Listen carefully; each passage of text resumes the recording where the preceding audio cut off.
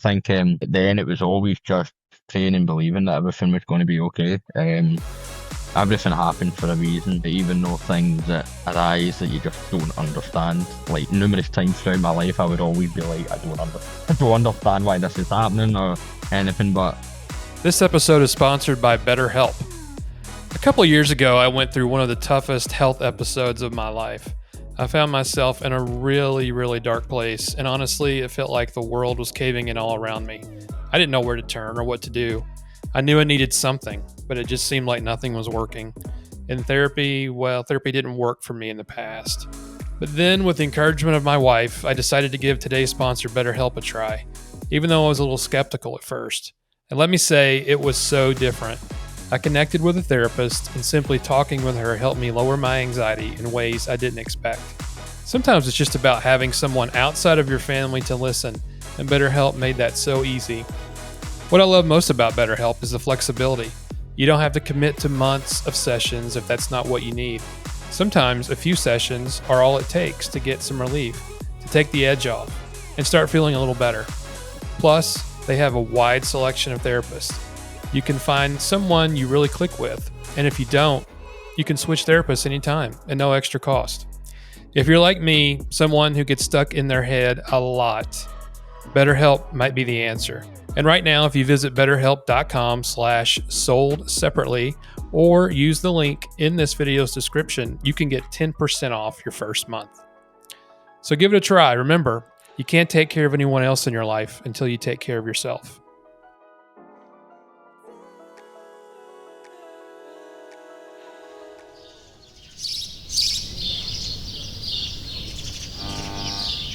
Auto sequence start in 5, 4, 3, 2, 1.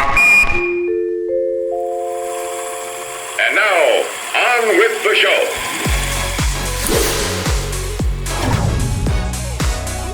All right, Mr. Samuel Bell, welcome and thank you so much for being on. It's an honor. oh, thank you very much for having me, and I hope you can understand me well with my accent. No, absolutely. It's very cool. So you tell everybody where you are. You're telling me you're right outside Glasgow. Is that right? Yep. So just it's called Balloch, so just at Loch Lomond. So about half an hour away from like the city of Glasgow, so just on the outskirts of it. Okay. Very nice. What time is it there now? It is 12 minutes past 5 in the evening. Okay. Well, I really appreciate you taking the time. I've been reading up a lot about your life. It's so amazing. There's so much to get to with you. But I guess a good place to start is the beginning. You were born with an intestinal disease called, and I'm probably going to mess this up, but Hirschsprung's disease. Is that right? Did I get that right? Yeah, so it's called Hirschsprung's. But it's spelled like that, but yeah, so it's called Hirschsprung disease. So basically, it's just when the nerves of your intestine don't properly form, and you can have that from birth. So basically, I don't have. When you look at your intestines, I kind of describe it as like a tube of toothpaste.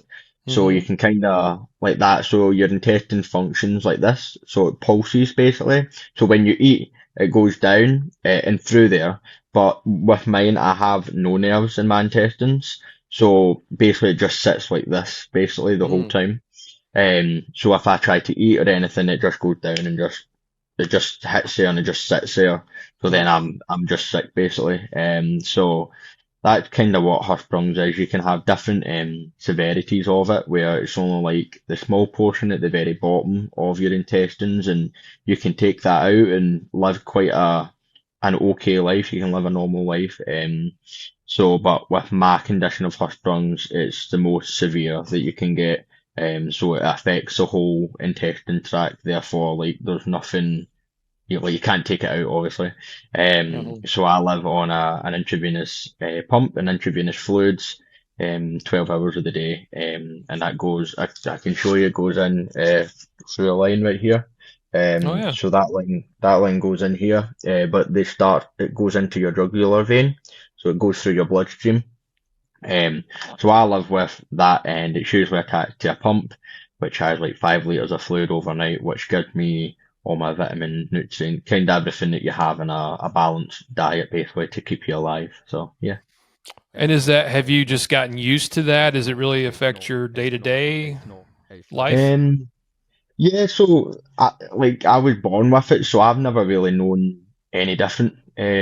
So from when I was first born, I just started being sick right away. My dad had short segment Hirschsprung disease, so which is Hmm. the least severe side of Hirschsprung's. So when he was younger, he had an ileostomy and stuff, but it got reversed. So he lived like quite a normal, like he lived a normal life. But my older brother, I have an older brother called Martin, and he's 5 years older than me. And when he was born, he was completely healthy. So when my mum and dad had me, they didn't suspect anything would happen because my brother was healthy. But within like a couple of days, they knew that something obviously wasn't right because I wasn't taking milk, I wasn't taking anything. So Mm. from birth and from a wee boy, I've never known any different. It's normal for me to sit down with people and them to be eating and me just to kind of be there to enjoy the social aspect. Yeah. So yeah, but I live a great life. Like my life is, I'm very blessed with my life. I was told numerous times I wouldn't be able to go to normal school, wouldn't be able to go to normal high school, and I wouldn't be able to do so many things. And now I'm 26, and I'm Mm. married. I've got my own son, my own house and stuff. So like I live an amazing life. So, but it's restricted me in some aspects, but you're just thankful to still be here, and living a Yeah. good life. No, absolutely. Well, yeah. Well, you've definitely thrived. That's for sure. Now, so you cannot, correct me if I'm wrong, but you cannot eat solid food? Is that right? Or, So I can have like liquids and stuff. Like I drink water all the time, but Mhm. I don't really I don't really eat I don't eat anything. So I can have like if I try to have solid foods, like I can have it, but like within maybe like a couple of hours, like I'll end up being sick, and Mm. then because of that, it'll be like I won't just be sick that once, like I'll be sick for the next couple of days, Yeah. because my stomach is just like it's not used to food, it's not used to anything. So if anything sits there, it's like it just kind of starts like freaking out basically, and my whole body just gets really unwell. So I don't Mm. like obviously I don't eat. I can have like soup or anything, but like it's not like I can only have maybe out of like a tin of soup, I can only maybe have about 10 spoonfuls. Do you know what I mean? And then that's me. I can't have any Okay. more because then I will feel sick. So Okay. So it's just, but like you said, when you were born and that's all you knew, and back then when you were born, it kind of took them a while to figure out what was going on, right? They didn't know they knew something was wrong, but they didn't know exactly what it may be. yeah, so they had no clue. And over here, Hirschsprung's was not seen, Mm. really. So they didn't really know what it was. They thought it was different things like cystic fibrosis and all these sort of different kind of conditions. But whenever they did the test, it was like, no, it's not that, it's not that. And then when they did my operation to go in, they were a bit confused because things weren't moving properly, and they Mm. didn't know what was causing it. And then, so I think it took them, I want to say it took them like about a month and a half to about 2 months to figure out what the disease actually was. And it wasn't until my surgeon at the time spoke to a surgeon in Canada who had a kid, who I'm still friends with this day, who had a kid that had Hirschsprung's and the things Mm. matched up. And that was how so they needed to kind of speak to somebody on the other side of the world to try and figure out what was going on, because any of the people in Europe they hadn't seen it and they didn't know what it was. Mm. Um, and then once I got the diagnosis, and everything, my mum and dad were told like most likely you might not live past 3 months just because of the Mm. infections that you get. With my line that I've got the now, when you're in the hospital and stuff like that, just because of back then things weren't like things are obviously a lot better, a lot cleaner, and a lot more sterile now. But like back then, I was having line infections, which would give me sepsis, which would give me a lot of really poor health. So they didn't expect me to live past 3 months because of this. But yeah, they ended up managing to figure out what it was. But again, there was nobody in Europe, so they didn't really have a textbook to follow. So it was just kind of like, what do we do? Yeah. And here your parents are with a 5-year-old, and then you're born, and then they're told that you may not make it past 3 months. I mean, I can't imagine as a parent how that must have set with them. Yeah, I think like growing up and stuff like that. Obviously, when you're young, you can't really relate to what that's like. But now having my own son, like I know, like, and obviously I won't know exactly how they felt because I've not been told that, but like the care and the love and the like that you just want to protect them. Do you know what I mean? I was able to Mm. kind of realize what it was like now being a dad. And even my son, he's got the same condition as me, but not as severe. Oh, So he's had a few operations. He'll be 2 in July. So watching him go through operations and stuff, like it is tough, but now being on the other side as a parent seeing it's difficult because I yeah. would rather be like, I'll go through it again. Do you know what I mean? If it Oh, means yeah. that you don't need to do it. So yeah, it was for them, extremely difficult. I think also difficult with the fact that there wasn't anybody else there that they could speak to. Yeah. They didn't really know anything, so they were alone in a lot of it. They managed to speak to the families of the kids in America and Canada after I was a couple of years old. But back then they were just alone and nobody could understand, even if our family, and like nobody could understand what they were going through. So it would have Yeah. been really difficult. Wow. And it sounds like it's a disease that it's very genetic, right? Because your dad had a bit of Yeah. it, and then you had it, and then your son has it. So it seems like it does kind of run through genetically like that. Yeah, back then, like my mum never knew.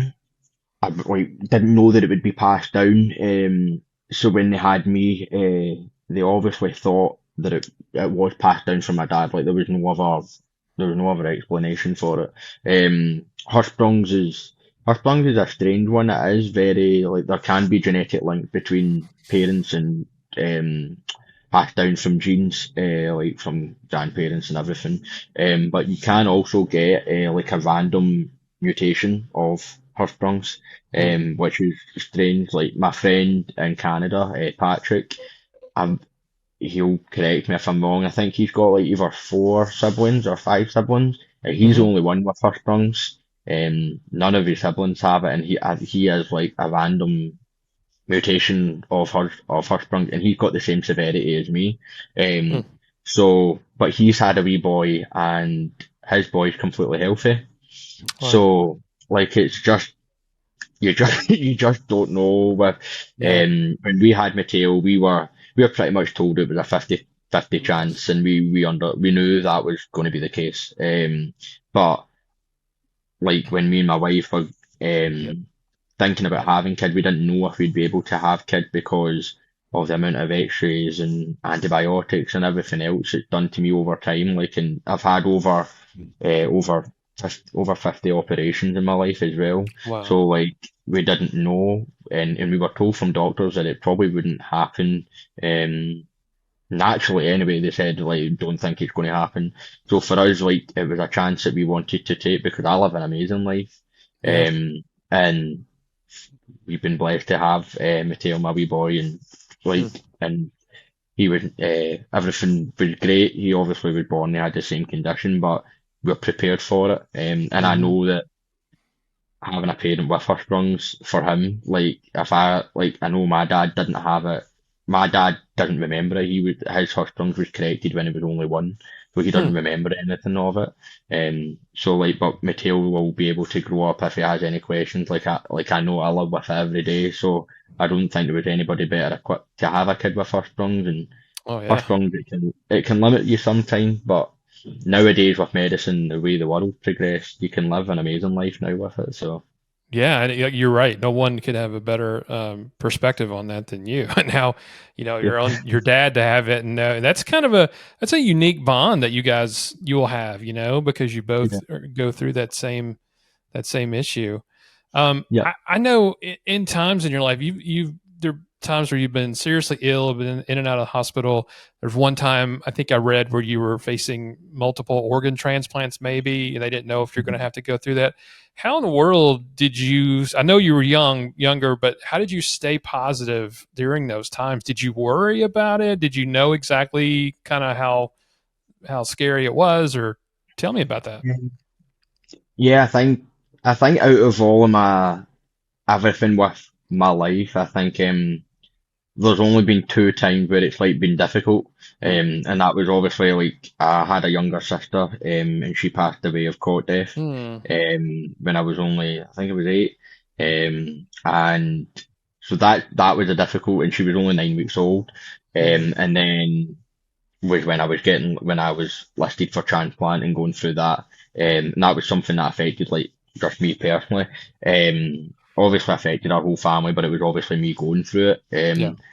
And I think as a kid, you just kind of, with me growing up, that's the thing. Like I say, like I've got to do a lot of things and experience and do amazing, incredible things because of my condition, but it's just my life and I've been used to that and I don't know any different.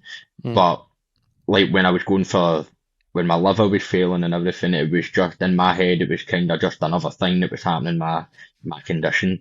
So it wasn't. But and we lived down. We went to Birmingham Children's Hospital, so we couldn't be in Glasgow because Birmingham in England. Sorry, the Birmingham Children's Hospital in England, which is about 4 or 5 hours away from Glasgow. So we lived down there for months because my liver was failing. Mm. And I was like, how do I describe it? Like I was yellow, but like I was past the point, like my colour, Yeah. because my bloods were so bad, I was actually past the point of yellow. I was like green, like my complexion basically, because my organs were failing, obviously. Hmm. Um, so we weren't allowed to leave the hospital or anything, and I don't think it really started to affect me and hit me until then we'd been there for a couple of months, and because of the way my organs were failing, I was starting to have like internal bleeds. Mm. But because I've got an ileostomy, so a stoma bag, and I've also got a gastrostomy, which is a stomach drain as well. So if I get sick or feel sick, and for medicines, I can either drain it or I can put my medicines down there and it goes right into my stomach.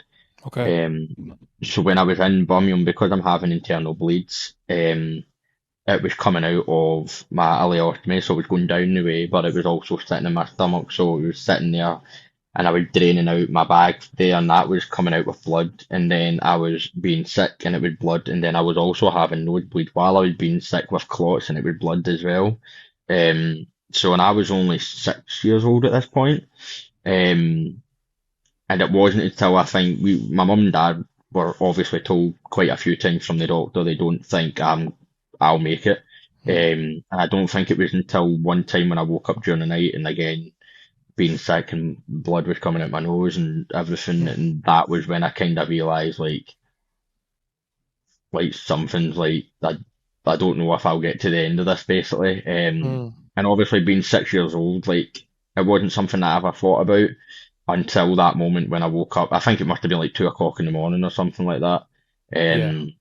And then that I'll try not to get too upset, but at that point, I think I turned around and said to my mum that I wanted to see my brother because my brother was still going to school. He was in secondary school in Glasgow. I hadn't seen him probably in about a month or something because he was still in school, going there Monday to Friday. So my grandparents were staying in Glasgow with him, because still needed to obviously go to school. He couldn't leave school. And at that point, he would have only been Oh, sorry, he must have been in primary school. Yeah. And I was only like 11. Sorry, he would have been 11, 12. So even in primary school, his last year of primary school or just started secondary school, one or the other. Um, and then that's when I said to my mum, I'd like to see Martin. And then Martin came down the following week. So, and I Yeah. think that's the only time in my life really that I've been like, I don't know if I'm going to I don't know if I'm going to pull through. Mm. And I was only 6 at that point. Um, and that went on for a few months, like being down in Birmingham, and then my liver started to recover and rejuvenate. The liver is the only organ in your body that can rejuvenate itself. So my liver started to get better. I was started on loads of new medicines and stuff, which seemed to help. and then they were really happy with how things were progressing, and I was able to come back home to Glasgow, and then went back to school. But then when I went back to school, obviously my like I said about my complexion and stuff, it was like yellow. Mm. And I went back to school, and then like my friends would come up and say stuff about me, going, why are you yellow? But like it's just kids, you know what I mean? Like they don't have a filter. Like Right. they're not meaning to be horrible about it. And me, when Right. I was 6 years old, I didn't think it was horrible either. Like they were just asking a question. Right. And obviously I would say I was sick. I've not been well. I've been sick and stuff. So, but then when I came out at the end of the day and finished school, all the parents were all on like the playground waiting to pick up all their kids. And when I came out the door, like the playground just fell silent. Like, Mm. and everyone was like just like looking at me. Mm. And then my mum was obviously there, and then my mum started getting upset, and I didn't Mm. really understand as a 6 year old like what was going on. Um, and then my mum kept me off school from then on, and just started bringing the work home and homeschooling me for a while. Mm. But now looking back on that as like a parent, like realizing that like it shows you how bad things were. But because I'm a 6 year old and I was used to just something being wrong, it was just normal to me. Yeah. Um, so yeah, so that was probably one of the toughest times for me growing up. But thankfully, and we believe that through prayer and everything, that my liver started to basically recover, and I was suspended and taken off the transplant list after Mm. being on it for about 9 months. So yeah, so that was an up and down roller coaster. Man, Samuel, that's an amazing story. I mean, you have some pretty great parents, don't you? Oh yeah, no, yeah, no, definitely. So, My mum, especially like my mum's always been, she was always the one that was in the hospital staying overnight and everything, mm. and even now, like when I was moving out, when I moved out with my now wife, um, my mum just didn't want to let me go, if that makes sense. Yeah. But Oh yeah. because we've been like inseparable since I've been such a young boy, and even now, like me and my mum are still best friends. You know what I mean? And I wouldn't be for what her and my dad did when I was younger. I wouldn't be here without them. And Yeah. everyone says that, and especially even the doctors say that. Like they still, after everything and defying everything and stuff, they still say like they always used to say to my mum and dad, whatever you guys are doing, keep doing it, Yeah. because he's still here. So yeah, no, they're good. Well, you went through it together, and as parents, we try to you kind of mask what's going on to your kids. You don't want your kids to be scared. That's the last thing you want. You want your kids to not be in fear, even though you may be scared to death as a parent. You don't want to show that. Have you ever talked to your parents? You said you mentioned prayer, which is awesome. Did you ever ask them like how they got through it? Was there a lot of prayer? Did they get through it with each other? Um, so we're like big like Christians and stuff, so we've always went to church Hmm. like since I've been a wee boy. So my name's Samuel, but my middle name's Joshua. So obviously it's a very biblical name. But yeah, it's just through prayer and through faith. My whole family's all like they're all Christians. So and my papa, he's like a Christian gospel singer. He travelled over America doing his like worship music and stuff like that. So we've Cool. been very on always faith and relying on God to pull us through. And I think at the end it was always just praying and believing that everything was going to be okay. Everything happened for a reason, even though things that arise that you just don't understand. Like Mm. numerous times throughout my life, I would always be like, I don't understand, I don't understand why this is happening or anything, but it's always just a part of God's plan, really. So, and I think Hmm. what pulled us through was always having faith that like that you will get better, that everything will be okay. When I was in Birmingham and stuff like that, like there was, my mum had like a Caring Bridge website, which is like a journal website page thing. This was like back in like 2005, like before social media signs. Yeah. And like my mum would always put on updates and stuff about me and my health and everything, and like hundreds of people around the world would be praying for me and stuff. Yeah. So, That's awesome. from like from like my papa's connections that he knows and everybody that we all know, like everyone was always praying, and they still pray. I know they still do, and I think purely down to praying that's why, and God, that is why I'm still here, no Yeah. matter what. Like, and I always say that to anyone, and even though you go through tough times, like when I was in Birmingham and my sister passing away and my son being born with my condition, despite I was praying every night that he wasn't going to have my condition, but like we've managed to have him and he's here and he's in our eyes he's going to live an amazing life and he'll be like he is a testament to what God has done because we were told we couldn't have kids. So Yeah. like so yeah, so it is just everything always is down to prayer and having faith and believing that like everything will be all right. Yeah, God has a way of even having dominance over doctors who say things, or Oh yeah. God works things out. It's amazing what happens. Oh S- definitely. so one thing that I know you were meant to do was to start Samuel Smile, which is a great nonprofit. Tell me about that. What you guys do and how that came about.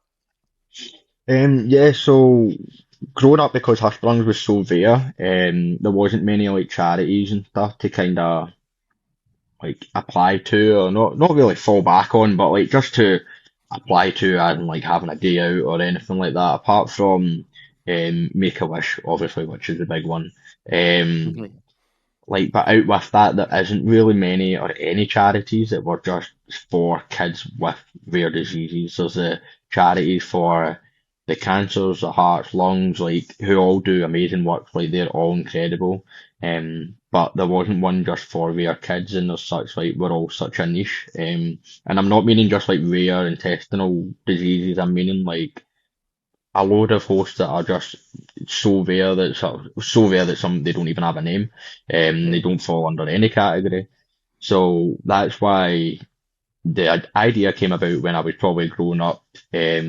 We were all talking, my mum and me, my dad and all that, we were all talking about it. And then when it got to my 16th birthday, my mum had a surprise party for me Huh. and she had got a logo designed and everything and all this stuff for Samuel Smile, the charity.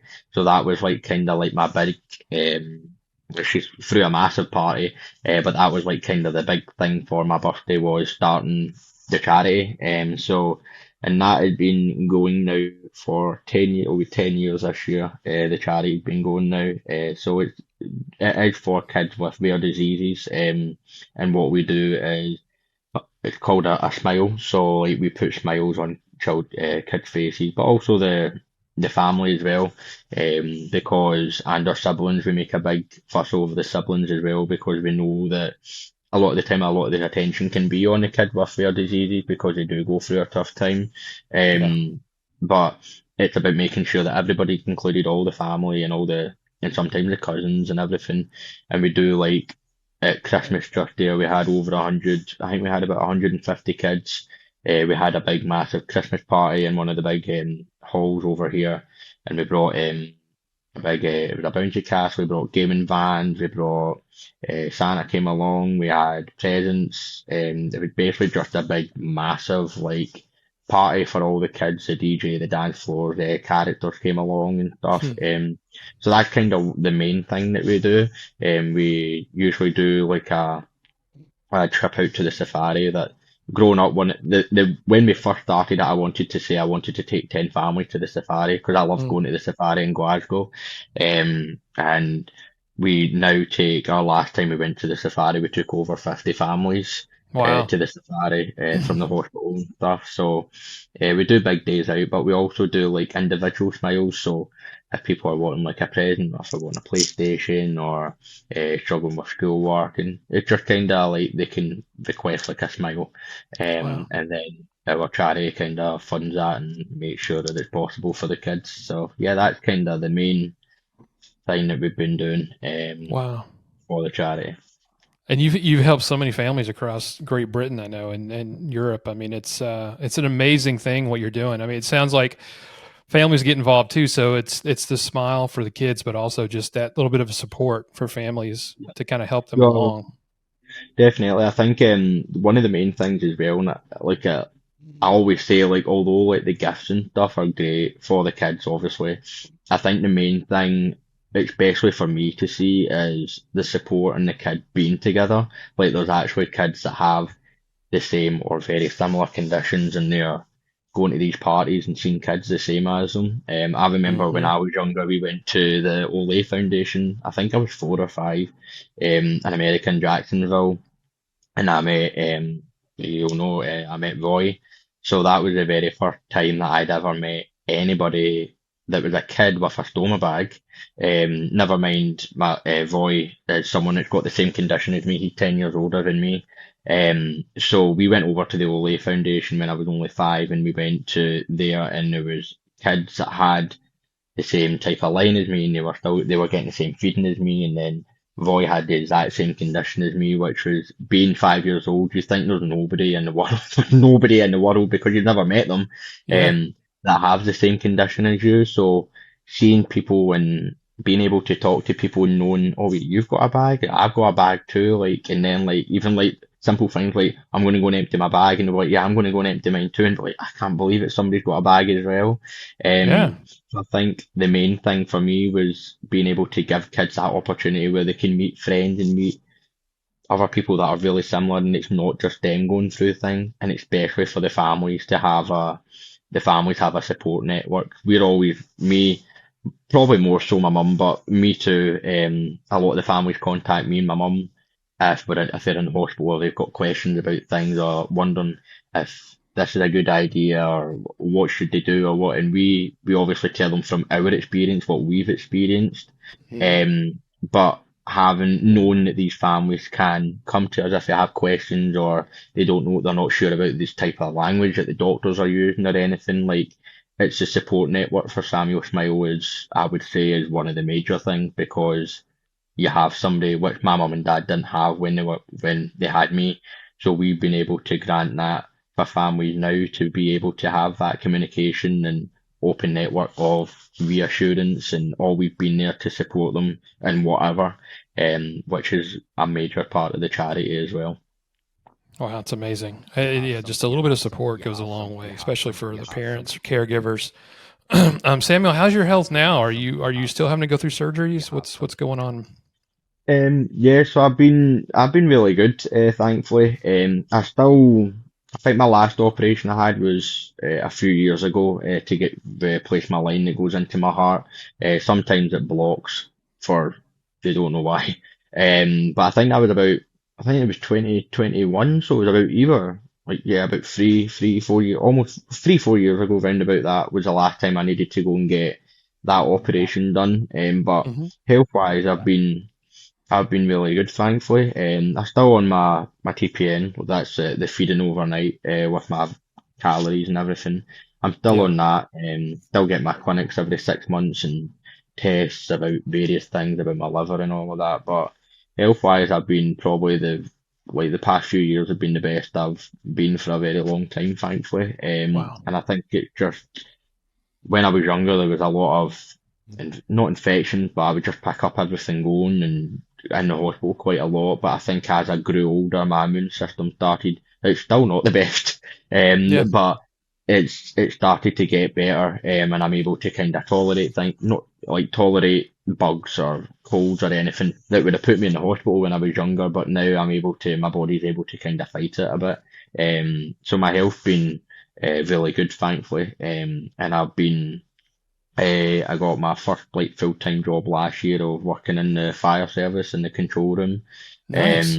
So this was my first time getting like a full-time job, and I've been in it now over a year, and doing really well and everything too. So like yeah, I can't complain Wow. about. Good for you, man. That's awesome. Have a family now, everything. That's wow. Wow, God is good for sure. That is awesome. Oh, definitely, yeah. Um, I'm sure somebody out there watching this or listening to this podcast, maybe going through something themselves horrible, or have a child maybe who is and just worried to death, doesn't know what to do. What kind of encouragement could you offer to people who to help them get through a tough situation? Ooh. Um, I think to I I think you need to always try and be positive, is one of the main things. I know, like, my wife is very much, when we had our son, and even a lot, she's quite a positive person. However, sometimes she can kind of get down in the dumps and really feel the worst. And I always say, like, don't even think about it, because like you don't need to, because if you start to think about bad things or things that might not even happen, is when you kind of start to worry a lot about things. I think you always just need to be positive and know that everything will be okay. Like, you're never going to be given. I always used to view it, especially with my life and Mateo and everything, my son. Like, you're never going to be given something that you can't handle. Yeah. So So like true. anything that gets flung your way or gets given your way, like you are going to come out the other side of it like a stronger, better person. Especially if your kid's in the hospital and you're going through a tough time, like, one thing I would recommend is like reaching out to people. Social media is great in that way. Sometimes social media isn't the best, another thing, but like for support and for reaching out about things and finding out more, especially like on Facebook and stuff, there's always groups out there that for specific conditions or anything, that people are so helpful and really supportive on groups and stuff on Facebook. If you're ever wondering about things, there will be people that will have the answer. Like, we're in a world now where social media and technology is there, that people have most likely went through what you've gone through, and they people will help you and guide you and be a support. So yeah, I would always just say be positive, try and research, go on social media, see if there's people who've been through it too, and stuff like that, and always know that you're never alone. There's people that are always beside you. The doctors are trying to do what they think best for you. Parents always know best. I always say that. They always know their kids better than anybody. And if you ever think something's not right, then trust your gut instinct, because most of the time you are usually right. Very wise words. That is very true. You amaze me. You're so brave, so positive, and so giving to others now with the charity. I'm really honored that you would spend some time with me. Where can people catch up with you on social media, or if they want to get involved with the charity? How do they find you? Yeah, if you Google, should be just on Google. If you just Google Samuel Smile, we should be one of the first to pop up there. The website is www.samuels, with an S at the end of Samuel, -smile.co.uk. I'm also on Instagram. It's just my name, so Samuel Bell 98. That's my Instagram, and Facebook as well. If you type in Samuel Smile, it'll be the first one that'll come up will be Samuel Bell, but that is that is a charity page. So just add that, and if you ever have any questions or want to talk or anything like that, then just message me. I'm available and willing to help, and anything I can do, or any people that I might know in other parts of the world, then I'll forward you on to them, because I know that they'll be able to help you if you're in America or Canada or anywhere. There's always people out there that can help you. Awesome. Wow. Thank you so much, my friend. Please stay in touch with me, okay? Because I would love to have you come back. Oh no, definitely. No, thank you so much for having me on, and I appreciate it, and it's been good chatting and to reach different people on the other side of the world. So yeah, thank you. Happiness Sold Separately is created and hosted by Jason Hensley and is produced by Makash Films. Narration by Lauren Gobis. If you or someone you know is in crisis and needs immediate help, call the National Mental Health Hotline at 866-903-3787. We would be honored if you would rate, share, and subscribe.